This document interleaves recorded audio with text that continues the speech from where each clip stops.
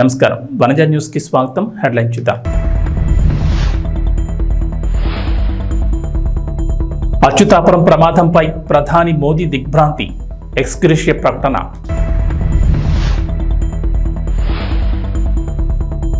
కష్టపడి పనిచేస్తున్నాం, మీ సలహాలు కావాలి, సిపిఎం నేతలను రిక్వెస్ట్ చేసిన CM Revanth. Janwada farm house పై కేటీఆర్ స్పందన, తనకు ఎలాంటి ఫామ్ హౌస్లు లేవని క్లారిటీ, తన ఫ్రెండ్ ఫామ్ హౌస్ను లీజుకు తీసుకున్నట్లు స్పష్టం.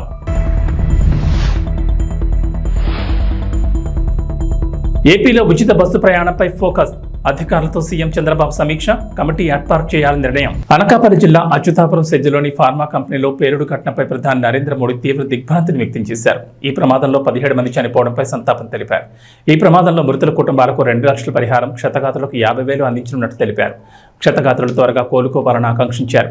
ప్రధాని మోడీ ప్రస్తుతం విదేశీ పర్యటనలో ఉన్నారు. అచ్యుతాపురంలోని ఎసెన్షియా ఫార్మా కంపెనీలో ప్రమాదం దురదృష్టకరమన్నారు డిప్యూటీ సీఎం పవన్ కళ్యాణ్. ఈ ఘటనలో పెద్ద సంఖ్యలో సిబ్బంది ప్రాణాలు కోల్పోవడం, 50 మందికి పైగా తీవ్రంగా గాయపడ్డారని, ఈ ఘటన తనను కలిచివేసిందని ఆవేదన వ్యక్తం చేశారు. అనకాపల్లి జిల్లా కలెక్టర్, పరిశ్రమ శాఖ ప్రత్యేక ప్రధాన కార్యదర్శి, కాలుష్య నియంత్రణ మండలి అధికారులతో మాట్లాడారు. అయితే ఒకే ప్రాంతాల్లో తరచూ ఇలాంటి ప్రమాద ఘటనలు జరుగుతున్నాయని, భద్రతపై పరిశ్రమలు, కార్మిక శాఖలు, అగ్నిమాపక విభాగంతో పాటు సంబంధిత విభాగాలన్నీ సమన్వయం చేసి సమావేశం నిర్వహించి నిబంధనలు ఖచ్చితంగా అమలయ్యేలా చూడాలని డిప్యూటీ సీఎం సూచించారు. తెలంగాణ ప్రజలకు ఇచ్చిన హామీలు నెరవేర్చేందుకు తీవ్రంగా శ్రమిస్తున్నామని సీఎం రేవంత్ రెడ్డి అన్నారు. అందుకు రేయింపవళ్లు కష్టపడి పనిచేస్తున్నామన్నారు. బుధవారం తెలంగాణ రాష్ట్ర సచివాలయంలో సిపిఎం నేతలు రాఘవులు, చోలకంటి రంగారెడ్డిలతో సీఎం మర్యాదపూర్వకంగా భేటీ అయ్యారు. వ్యక్తిగత పనుల నిమిత్తం రాఘవులు సెక్రటరియట్కు వెళ్లగా అక్కడే ఉన్న సీఎం ముఖ్య సలహాదారుడు వేం నరేందర్ రెడ్డి వారిని రేవంత్ రెడ్డి వద్దకు తీసుకెళ్లారు. ఈ సందర్భంగా పలు అంశాలపై రేవంత్ సిపిఎం నేతలకు వివరించారు. ఇటీవల 2 లక్షల రైతు రుణమాఫీ చేశామని, త్వరలోనే రైతు భరోసా అమలు చేయనున్నట్లు తెలిపారు. ప్రజలకిచ్చిన 6 గ్యారంటీల అమలుకు తమ ప్రభుత్వం కట్టుబడి ఉందని చెప్పారు. గత ప్రభుత్వం రాష్ట్రాన్ని అప్పుల కుప్పగా మార్చినా తాము మాత్రం రాష్ట్ర ప్రజలకు సంక్షేమ పథకాలకు లోటు లేకుండా చేస్తున్నామన్నారు. హామీలన్నింటినీ వెనుకో ముందు అమలు చేస్తామని, సంక్షేమ పాలనకు మీ సలహాలు, సూచనలు కావాలని సిపిఎం నేతలను కోరారు. మంచి కార్యక్రమాలకు సిపిఎం మద్దతుంటుందని ఈ సందర్భంగా రాఘవులు సీఎం రేవంత్తో అన్నారు. ప్రభుత్వ వైఫల్యాలుంటే మాత్రం సిపిఎం పార్టీ కూడా లేవనెత్తుందని పేర్కొన్నారు. వారి వెంట ప్రభుత్వ సలహాదారు షబ్బీర్ అలీ తదితరులున్నారు. హైదరాబాద్లో హైడ్రా కూల్చివేతలు రాజకీయ ప్రకంపనలు సృష్టిస్తున్నాయి. బఫర్ జోన్లో నిర్మించిన అక్రమ కట్టడాలపై బుల్డోజర్ల ప్రయోగం ఇప్పుడు హాట్ టాపిక్గా మారింది. హైడ్రా కూల్చివేత లిస్టులో రాజకీయ ప్రముఖులకు సంబంధించిన ఆస్తులు కూడా ఉండడం ఇప్పుడు సర్వత్రా చర్చనీయాంశంగా మారింది. ఇందులో భాగంగానే బీఆర్ఎస్ వర్కింగ్ ప్రెసిడెంట్ కేటీఆర్కు సంబంధించిన జన్వాడ ఫామ్ హౌస్ కూడా బఫర్ జోన్లోనే ఉందని వార్తలు వైరల్ అవుతున్నాయి. ఆ వార్తలపై స్పందించిన కేటీఆర్ జన్వాడ ఫామ్ హౌస్ మీద క్లారిటీ ఇచ్చారు. తనకు సొంతంగా ఎలాంటి ఫామ్ హౌస్లు లేవని కేటీఆర్ స్పష్టం చేశారు. తన స్నేహితుడి ఫామ్ హౌస్ లీజుకు తీసుకున్నానని తెలిపారు. ఆ ఫామ్ హౌస్ ఎఫ్టీఎల్లో ఉంటే తాను దగ్గరుండి కూలగొట్టిస్తానని చెప్పుకొచ్చారు. అయితే దాంతోపాటు కాంగ్రెస్ నాయకులు కూడా కూలగొట్టాలని కేటీఆర్ డిమాండ్ చేశారు. పార్టీని వెంటాడతామన్నారు. నేను అక్రమంగా ఏదైనా తప్పు చేస్తే తప్పకుండా చర్యలు తీసుకోండి. బఫర్ జోన్లో ఎవరి నిర్మాణాలున్నా సరే కూల్చేయాలని ప్రభుత్వాన్ని కోరుతున్నా. తప్పు నేను చేసినా సరే నాపై చర్యలు తీసుకోండి. నాకు ఫామ్ హౌస్ లేదు. నా ఫ్రెండ్ ఫామ్ హౌస్ను లీజుకు తీసుకున్నా. ఒకవేళ ఆ ఫామ్ హౌస్ నిబంధనలకు విరుద్ధంగా ఉంటే కూల్చేయండి. అదేవిధంగా మంత్రులు, కాంగ్రెస్ నాయకుల నిర్మాణాలు కూడా కూల్చేయాలి. కాంగ్రెస్ మంత్రులు, ఎమ్మెల్యేల రాజభవనాలు కూడా ఎఫ్టీఎల్ పరిధిలో ఉన్నాయి. వాటిని కూడా కూల్చేయాలంటూ కేటీఆర్ కీలక వ్యాఖ్యలు చేశారు. ఇంతసేపు రైతుల సబ్జెక్ట్ చెప్తే మీరేమో హైడ్రామా. నేను ఒకటే చెప్తా ఉన్నా, నాకంటూ పాపం కొంతమంది మీడియా మిత్రులకు కూడా తెలియదు. మీరు కొండలరెడ్డి మాయలో, రేవంత్ రెడ్డి మాయలో ఉన్నారు కొంతమంది. మీకు నేను చెప్తా ఉన్నా, వాళ్ళు ఎవరో మీరే అనుకోండి, నేను చెప్పాల్సిన అవసరం లేదు. ఈ మాయలో ఉన్న వాళ్ళు ఎవరైతే ఉన్నారో, నాకంటూ ఏ ఫామ్ హౌజు లేదు, స్పష్టంగా చెప్తా ఉన్నా. నా మిత్రుడు ఒక ఆయనకి ఫామ్ హౌస్ ఉంటే నేను లీజ్ మీద తీసుకున్నమాట వాస్తవం. ఒక 7-8 ఏళ్ళ నుంచి లీజ్ మీద ఉన్నమాట వాస్తవం. ఒకవేళ అది ఎఫ్టీఎల్లోనో బఫర్లోనో ఉంటే నా మిత్రుడికి నేను చెప్తా, దగ్గర ఉండి అవసరమైతే నేను కూడా పోయి, ఎందుకంటే నేను లీజ్ మీద ఉన్నా కాబట్టి అక్కడే ఉండి నేను దగ్గరుండి కూలగొట్టించి వస్తా. ఒకవేళ అందులో ఏమైనా తప్పు ఉంటే ఎఫ్టీఎల్లో బఫర్లో ఉంటే నేనే దగ్గరుండి కూలగొట్టించి వస్తా. కానీ నేను కాంగ్రెస్ ప్రభుత్వాన్ని ఒక మాట అడుగుతా ఉన్నా, సరే ఇలా ఏమైనా తప్పు ఉంటే కూలగొట్టరు, నో ప్రాబ్లం, కూలగొట్టండి, దానిలో నష్టమేం లేదు, వెల్కమ్. మంచి జరుగుతున్నప్పుడు అందరం ఆహ్వానించాల్సింది. కానీ నేరుగా అక్కడి నుంచి బయలుదేరి నాతో పాటు రండి మంత్రులు, పెద్ద పెద్ద కాంగ్రెస్ లీడర్లు, ఎఫ్టీఎల్లలో బఫర్లలో కట్టిన రాజభవనాలు నేను కూడా తీసుకొని మీ అందరూ కలిసిపోదాం. నాతో పాటు మీరు కూడా రండి మీడియా, నేను దగ్గర నుండి తీసుకొని పోతా. నిన్న మొన్నటి నుంచి నేను కూడా చూస్తూ ఉన్నా సోషల్ మీడియాలో ఎట్లా బ్రహ్మాండంగా జూములు పెట్టి మరీ తీసినారు. గూగుల్ ఎర్త్తో, అది గూగుల్ మ్యాప్స్ ఏందో కానీ చాలా చక్కగా పెద్ద పెద్ద కాంగ్రెస్ నాయకులు పేర్లు చెప్పమంటారా? రెవెన్యూ మంత్రి గారు పొంగులేటి శ్రీనివాసరెడ్డి గారు, తర్వాత కేవీపీ రామచంద్రరావు గారు, ఆ తర్వాత పట్నం మహేందర్ రెడ్డి గారు ఎఫ్టీఎల్లో, తర్వాత ఇంకెవరున్నారబ్బా, సుఖేందర్ రెడ్డి గారు కౌన్సిల్ చైర్మన్ గారు, తర్వాత మన ఉన్నారు మధు యాష్కి గారు, ఇంకా చాలామంది ఉన్నారు. ఇంకొకటి కూడా ఉంది, రేవంత్ రెడ్డి గారిది కూడా ఏడుందో నేను చూపెడతా మీకు. మీరు వస్తా అంటే రేవంత్ రెడ్డి వ్యవహారం కూడా చూపెడతా. ఎక్కడుందో మీకు శాటిలైట్ మ్యాప్లు పంపుతా, చూసుకోండి. నేనేమంటున్నా అంటే ఐ వెల్కమ్. ఎక్కడ నా పేరు మీద ఏదో మీడియాలో ఏదో వేసేసి ఏదో జరిగిపోయింది ఏమో అయిపోతుంది ఆడేమైనా తప్పుంటే కొట్టండి, నేను ఎందుకు వద్దంట. వెల్కమ్. నా పేరు మీద ఏ ప్రాపర్టీ లేదు, లీజ్ మీద నేను ఉన్నాను. మా ఫ్రెండ్ నన్ను తిట్టుకుంటాడు కావచ్చు ఈ మాట చెప్పినందుకు, ఇంతెందుకు మాట్లాడినవరా నాయన నువ్వు అని, జీవితాంతం తిడతాడు కావచ్చు, పర్వాలేదు. నేను తప్పు జరిగితే దాన్ని కూల్చడంలో నేను దగ్గరుండి సహకరిస్తా. ఆడికెళ్ళి అట్లే కలిసిపోదాం. అదే హైడ్రానో అమీబానో ఏదో ఉంది కదా, దాన్ని తీసుకొని ఆడికెళ్ళి పోదాం. పోయి సీదా మనం పొంగులేటి శ్రీనివాసరెడ్డి గారితో మొదలు పెడదాం. ఎందుకంటే మంత్రి గారు కదా, వాళ్ళ తమ్ముడు కూడా అక్కడే ఉన్నాడు ఎఫ్టీఎల్లో. కూలగొడదాం. చలో ఒకటే రోజు మనందరం ప్రజలకు పారదర్శకంగా ముందుండి నిలబడదాం. మీరు మేము, నాకు ఎలాంటి ఇబ్బంది లేదు, ఎలాంటి అభ్యంతరం లేదు. They want to take some action, let them take.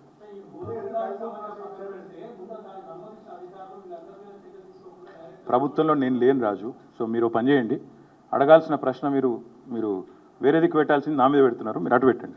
వాళ్ళు ఎవరి మీద యాక్షన్ తీసుకుంటారంటే నాకు అభ్యంతరం లేదు బ్రదర్. అధికారుల మీద తీసుకోమను, ఎవరెవరి మీద తీసుకోమను, నాకేం అభ్యంతరం లేదు.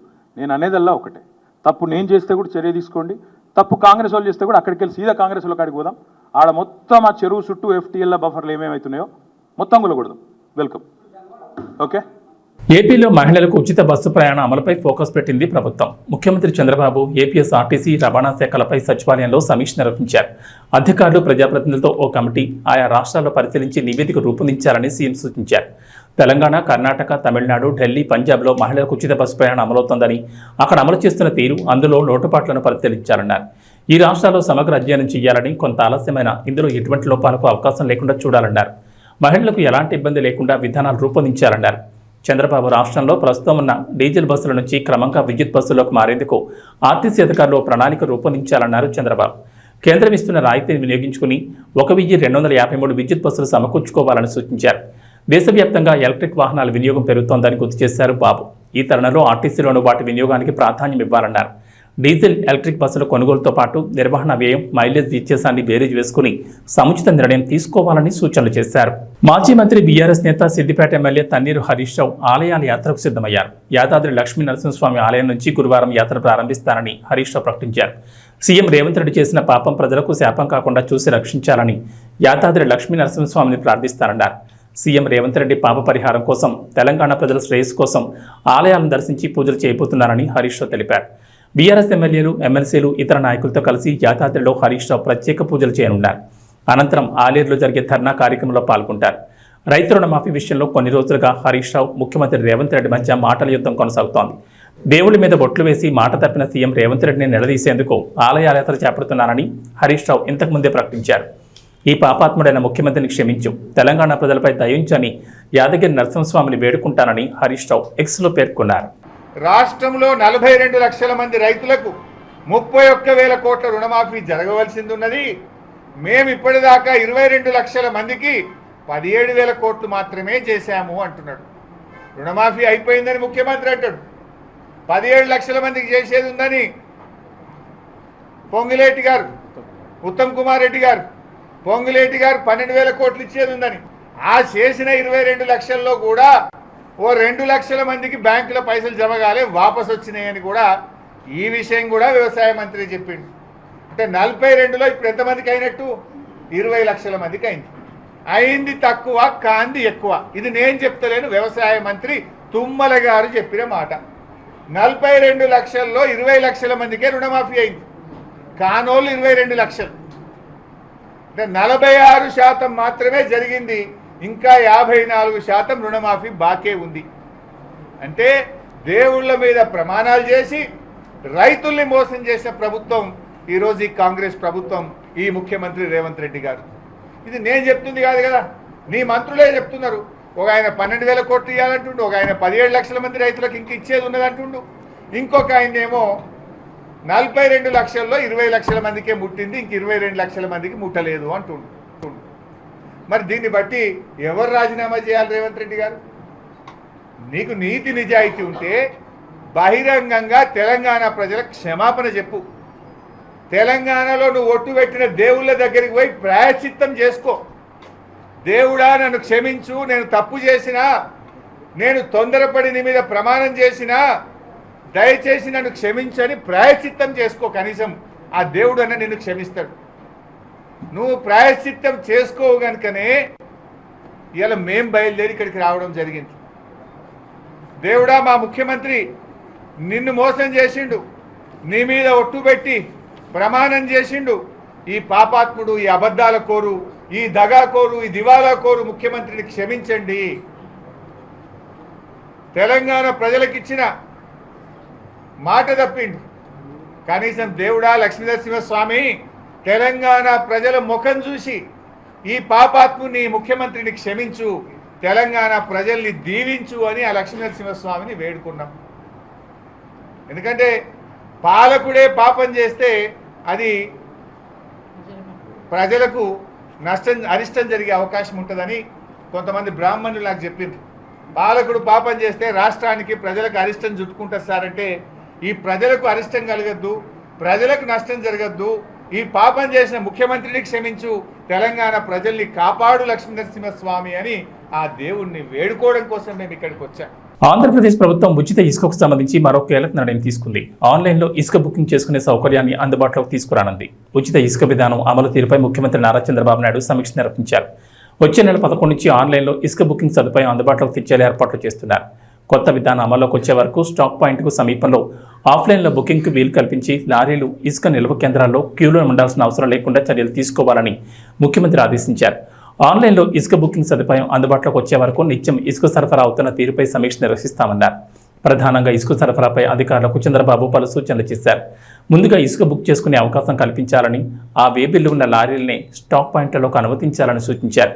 వినియోగదారులపై అధిక ఛార్జీల భారం లేకుండా చూడాలని ఆదేశించారు. ఇసుక నిల్వ కేంద్రంలో రోజుకి ఎన్ని లారీలు లోడ్ చేసేందుకు అవకాశం ఉందో అంతవరకే వినియోగదారులకు బుకింగ్కి అవకాశం ఉంటుంది. ఒకవేళ అంతకు మించి ఎక్కువ మంది వస్తే మరుసటి రోజు లోడింగ్ చేసేలా వేబిల్లు జారీ చేస్తారు. మెగాస్టార్ చిరంజీవి కుటుంబ సభ్యులు తిరుమల శ్రీ వెంకటేశ్వర స్వామిని దర్శించుకున్నారు. గురువారం ఉదయం శ్రీవారి మేల్కొలుపు సేవ అయిన సుప్రభాత సేవలో కుటుంబ సభ్యులతో కలిసి మొక్కులు చెల్లించుకున్నారు. దర్శనం అనంతరం రంగనాయకుల మండపంలో వేద పండితులు వేదాశీర్వచనం అందించారు. ఆలయ అధికారులు శ్రీవారి తీర్థ ప్రసాదాలు అందజేశారు. చిరంజీవిని పట్టువస్త్రాలతో వేద పండితులు సత్కరించారు. చిరంజీవి జన్మదినం సందర్భంగా స్వామివారి సేవలో పాల్గొన్నారు. ఆలయం వెలుపలకు వచ్చిన చిరంజీవిని చూసేందుకు అభిమానులు ఎగబడ్డారు. ఆయనతో కలిసి ఫోటోలు దిగేందుకు భక్తులు ఆసక్తి కనబరిచారు. చిరంజీవితో కలిసి ఆయన సతీమణి సురేఖ, మనవరాలు స్వామివారిని దర్శించుకున్నారు. బుధవారం సాయంత్రం ప్రత్యేక విమానంలో తిరుపతి చేరుకున్నారు. ఆ తర్వాత రోడ్డు మార్గంలో తిరుమలకు చేరుకున్నారు. బుధవారం రాత్రి తిరుమలలోని ఫీనిక్స్ అతిథి గృహంలో బస చేసి గురువారం ఉదయం సుప్రభాత సేవలో స్వామివారిని దర్శించుకున్నారు.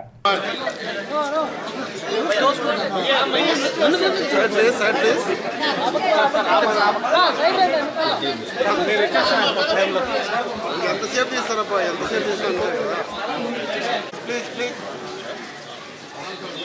అట్లా సైడ్కి వెళ్ళు, అట్లా సైడ్కి వెళ్ళు, అట్లా సైడ్ ప్లీజ్, అట్లా సైడ్ తీసుకో.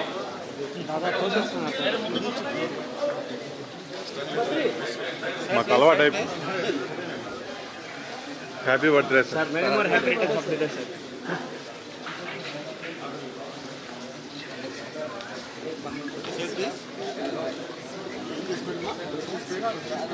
చేతులు పెట్టదండి.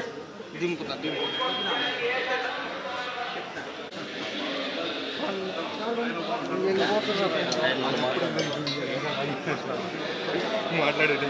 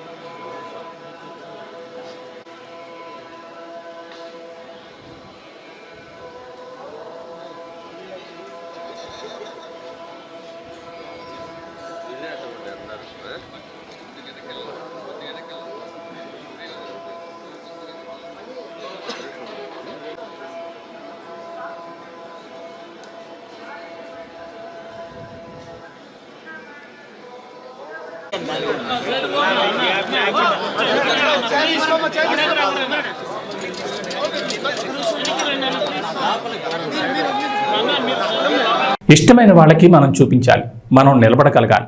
అది మన ఫ్రెండ్ అనుకో, ఇంకొకళ్ళు అనుకో, మనకు కావలసిన వాళ్ళు అనుకో. నాకు ఇష్టమైతే నేను వస్తా, నా మనసుకు నచ్చితే నేను వస్తా. ఇది అల్లు అర్జున్ తాజాగా ఓ ఈవెంట్లో ఇచ్చిన స్టేట్మెంట్. నంద్యాల ఇష్యూ తర్వాత బన్నీ ఇప్పటి వరకు అల్లు వర్సెస్ మెగా వివాదంపై ఒక్క మాట కూడా మాట్లాడే. కానీ తాజాగా మారుతినగర్ సుబ్రహ్మణ్యం ప్రీ రిలీజ్ ఈవెంట్లో మాత్రం ఇండైరెక్ట్గా గట్టి కౌంటర్లు ఇచ్చారు. నాకు ఇష్టమైతే నేను వస్తా అన్న ఒక్క మాటతో నంద్యాల కావాలని వెళ్ళా, నా ఫ్రెండ్ కోసం చెప్పకని చెప్పారు బన్నీ. ఇక నా మనసుకు నచ్చితే నేను చేస్తా అనే మాటతో ఇటీవల పవన్ కళ్యాణ్ పుష్ప 2పై చేసిన ఇండైరెక్ట్ కామెంట్లకి కౌంటర్ ఇచ్చినట్లయింది. అంతేకాకుండా డిసెంబర్ 6న ఎవరొచ్చినా తగ్గేదేలే అంటూ స్టేజ్ మీద ఒక క్లారిటీ ఇచ్చేశారు బన్నీ సుకుమార్. ఈ స్పీచ్ వీడియోను బన్నీ ఫ్యాన్స్ గట్టిగానే వైరల్ చేస్తున్నారు. దీంతో మెగా ఫ్యాన్స్ ట్రోలింగ్ షురూ చేశారు. బన్నీ చెప్పిన ఒక్కో మాటకి కౌంటర్లు ఇస్తూ కార్నర్ చేసే ప్రయత్నం చేస్తున్నారు. ఇక నిన్న ఈవెంట్లో మాట్లాడుతూ మై డియర్ ఫ్యాన్స్, నా ఆర్మీ, ఐ లవ్ యూ. నా ఫ్యాన్స్ అంటే నాకు చాలా పిచ్చి. హీరోని చూసి చాలామంది ఫ్యాన్స్ అవుతారు, నేను నా ఫ్యాన్స్ని చూసి హీరో అయ్యా అంటూ బన్నీ చేసిన కామెంట్లపై మెగా అభిమానులు ఫైర్ అవుతున్నారు. ఫ్యాన్స్ని చూసి హీరో అయ్యానంటున్న బన్నీకి తన మొదటి సినిమా గంగోత్రి సమయంలో అసలు ఫ్యాన్సే లేరుగా అంటూ కౌంటర్లు వేస్తున్నారు. అలానే గతంలో స్టేజ్ ఎక్కితే మెగా ఫ్యాన్స్ చిరంజీవి, పవన్ కళ్యాణ్ గురించి మాట్లాడకుండా ఉండని బన్నీ ఇప్పుడు వారి పేరు కూడా ఎందుకు ఎత్తడం లేదంటూ పోస్టులు చేస్తున్నారు. మై డియర్ ఫ్యాన్స్, నా army, I love you, I love you, I love you, అంతే. I love you, I love you, I love you, I love you. నా ఫ్యాన్స్ అంటే నాకు పిచ్చప్ప, నా ఫ్యాన్స్ అంటే నాకు పిచ్చి. Thank you, thank you, thank you, thank you. నేను ఎప్పుడు అంటుంటాను, ఏదైనా హీరోని చూసి అందరు ఫ్యాన్స్ అవుతారు, నేను నా ఫ్యాన్స్ని చూసి హీరో అయ్యా. Thank you, thank you, my thank you. Cinema వచ్చి 3 ఏళ్ళు అవుతుంది. ఇంకోసారి మిమ్మల్ని ఇంత ఇబ్బంది పెట్టను. డెఫినెట్లీ ఎక్కువ సినిమాలు చేస్తా, మీకు ఎక్కువ కనపడతా. కానీ మీ ప్రేమ ఏమాత్రం తగ్గలేదు. దానికి ఎప్పటికీ రుణపడి ఉంటాను. Thank you my fans, thank you.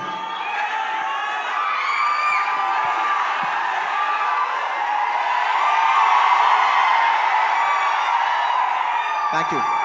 ఈ ఫంక్షన్కి వచ్చి దీన్ని ఇంత పెద్ద సక్సెస్ చేసిన మీకు, ఈ ఫంక్షన్ని టెలికాస్ట్ చేస్తున్న మీడియా వారికి, స్పాన్సరర్స్కి, అందరికి, ముఖ్యంగా అందరికీ thank you very much. And ఇంకా విషయానికి వస్తే వెరీ సింపుల్. నేను ఇవాళ ఎందుకు ఇక్కడికి వచ్చాను అనేది వెరీ ఆబ్వియస్. ఎందుకంటే సుకుమార్ గారు వైఫ్ తబితా గారు ఈ సినిమా ప్రొడ్యూస్ చేస్తున్నారు. పుష్ప 2 లాస్ట్లో చెప్తా, అది డెజర్ట్ లాంటిది. అది లాస్ట్లోనే చెప్పాలి, అది లాస్ట్లోనే తినాలి. సుకుమార్ గారి వైఫ్ తబితా సుకుమార్ గారు ఈ సినిమా ప్రొడ్యూస్ చేశారు. ఆబ్వియస్లీ ఆవిడ మేము క్లైమాక్స్ షూట్ చేస్తున్నాం, ఆ రూమ్ లోపలికి వచ్చి ఆవిడ ఒకటే మాట అన్నారు, నేను ఇలా బన్నీ గారు, నేను ఇలా సినిమా ప్రొడ్యూస్ చేస్తున్నాను, ఎలాగో సుకుమార్ గారు వస్తారు, నేను సుకుమారు మీరు గారు కాకుండా మిమ్మల్ని కాకుండా నేను ఇంకెవరిని అడుగుతాను అన్నారు. ఇంకా ఆ మాట తర్వాత ఇంకా డిస్కషన్ లేదు, మాటలు లేవు, మాట్లాడుకోవటం లేవు. ఆబ్వియస్లీ నాకు సుకుమార్ గారు అంటే ఎంత ఇష్టం ఏంటి అని నేను మాటలో చెప్తే చాలా స్టూపిడ్గా ఉంటుంది. ఆవిడ అడిగిన వెంటనే మీరు నమ్మరు, క్లైమాక్స్ చాలా టఫ్ షూట్. నేను జనరల్లీ అనను ఈ మాట, నేను ఇప్పటివరకు చేసిన క్లైమాక్స్లోనే one of the most difficult climax, చాలా టైరింగ్ క్లైమాక్స్. అంత సిచ్యువేషన్లో కూడా ఆవిడ అన్న వెంటనే వస్తున్నాను తబితా గారు, ఇంకా మీరు ఆ మాట అనిన తర్వాత, ఎందుకంటే ఇష్టమైన వాళ్ళకి మనం చూపించాలి, మనం నిలబడగాలి. యూనో మన ఫ్రెండ్ అనుకో, ఇంకోళ్ళు అనుకో, మనకు కావాల్సిన వాళ్ళు అనుకో, నాకు ఇష్టమైతే నేను వస్తా, నా మనసుకు నచ్చితే నేను వస్తా. అది మీ అందరూ తెలిసిందే. ఇక వాతావరణ విషయానికి వస్తే తెలంగాణను వర్షాలు వేయడం లేదు. గత కొద్ది రోజులుగా రాష్ట్రంలో ఎడతెరిపి లేకుండా వర్షాలు కురుస్తున్నాయి. మంగళవారం అయితే వర్షం బీభత్సం సృష్టించింది. హైదరాబాద్ నగరంలో రికార్డు స్థాయిలో వర్షపాతం నమోదైంది. ఈ నేపథ్యంలో తెలంగాణలో వర్షాలపై హైదరాబాద్ వాతావరణ కేంద్ర అధికారులు కీలక అప్డేట్ ఇచ్చారు. రాష్ట్రంలో 5 రోజుల పాటు వర్షాలు కురుస్తాయని చెప్పారు. పలు జిల్లాల్లో భారీ వర్షాలకు ఛాన్స్ ఉందన్నారు. వాయువ్య బంగాళాఖాతం, దాన్ని ఆనుకుని ఉన్న పశ్చిమ మధ్య బంగాళాఖాత ప్రాంతాల్లో వాయుగుండం కేంద్రీకృతమై ఉందని చెప్పారు. ఆ వాయుగుండం నేడు తెల్లవారుజామున పూరి, చిలుక లేక్ మధ్య తీరాన్ని దాటినట్లు వెల్లడించారు. అది పశ్చిమ వాయు దిశగా కదులుతున్నట్లు పేర్కొన్నారు. దీని ప్రభావంతో నేడు ఉత్తర తెలంగాణ జిల్లాల్లో భారీ నుంచి అతి భారీ వర్షాలు కురుస్తాయన్నారు. కొన్ని జిల్లాల్లో అయితే అత్యంత భారీ వర్షాలు కురిసే ఛాన్స్ ఉందని తెలిపారు. ఏపీలో వర్షాలు కురుస్తాయంటోంది వాతావరణ శాఖ. ఇవాళ పార్వతీపురం, మన్యం, అల్లూరి సీతారామరాజు, కాకినాడ, డాక్టర్ బిఆర్ అంబేద్కర్, కోనసీమ, తూర్పుగోదావరి, పశ్చిమ గోదావరి, ఏలూరు, కృష్ణా, ఎన్టీఆర్, ప్రకాశం, నెల్లూరు జిల్లాలోని కొన్ని ప్రాంతాల్లో తేలికపాటి నుంచి ఓ మోస్తరు వర్షాలు పడే అవకాశం ఉందంటున్నారు. శ్రీకాకుళం, విజయనగరం, విశాఖపట్నం, అనకాపల్లి, గుంటూరు, బాపట్ల, పల్నాడు, చిత్తూరు, తిరుపతి, కర్నూలు, నంద్యాల, అనంతపురం, శ్రీ సత్యసాయి, కడప, అన్నమయ్య జిల్లాలో కొన్ని ప్రాంతాల్లో తేలికపాటి వర్షాలు కురుస్తాయని అంచనా వేస్తున్నారు. బుధవారం కూడా కోస్తా, రాయలసీమలోని పలు జిల్లాల్లో వర్షాలు పడ్డాయి. బులెటిన్ విశేషం. నమస్కారం.